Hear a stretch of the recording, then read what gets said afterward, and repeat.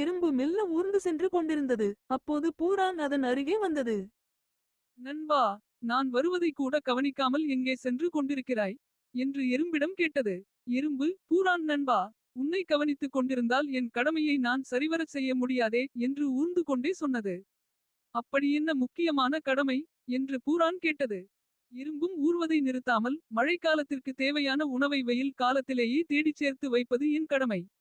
உன்னிடம் வீசிக் கொண்டிருந்தால் என் கடமையை செய்ய முடியாது என்று கூறிச் சென்று விட்டது. பூரான், எறும்பு தன்னை ஏமாற்றி விட்டதாக கருதியது. எறும்பை மட்டம் தட்டியே தீர வேண்டும் என்று நினைத்து கொண்டது. அடுத்த நாள் எறும்பு வரும் வழியில் நின்று அதை வழிமறித்தது. எறும்பே, கடமையை சரிவரச் செய்வதால் மட்டும் நீ வல்லவனாக முடியாது. உன்னால் என்னைப் போல வேகமாக ஊர்ந்து வர முடியுமா?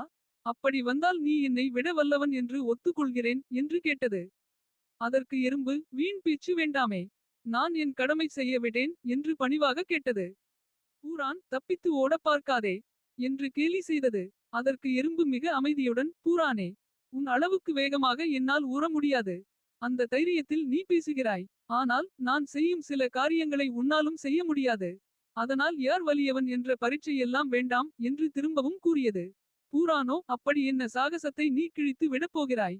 சாதுரியமாக பேச கற்று வைத்திருக்கிறாய் என்று கூறியது. எறும்பு பூரானை பதில் பேசாமல் ஒரு தண்ணீர் தொட்டியின் அருகில் அழைத்துச் சென்றது.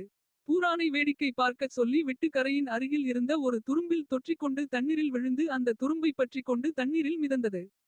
பூரானை பார்த்து, உன்னால் இப்படி செய்து காட்ட முடியுமா என்று கேட்டது. பூரானுக்கு அப்போதுதான் எல்லோருக்கும் சில வல்லமைகளும் சில இயலாமைகளும் இயற்கையிலேயே உண்டு என்று புரிந்தது. எறும்பிடம் மன்னிப்பு கேட்டது. அன்றிலிருந்து பூரான் எறும்பின் கருத்துகளை மதித்து நடந்து அதற்குச் சிறந்த நண்பனாக திகழ்ந்து வந்தது.